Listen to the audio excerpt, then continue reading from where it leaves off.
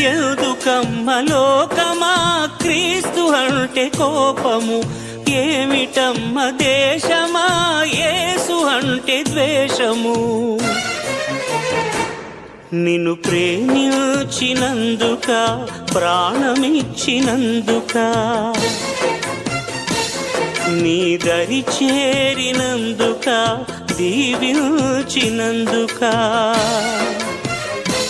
నిన్ను ప్రేమించినందుక, ప్రాణమిచ్చినందుక, దరి చేరినందుక, దీవించినందుక.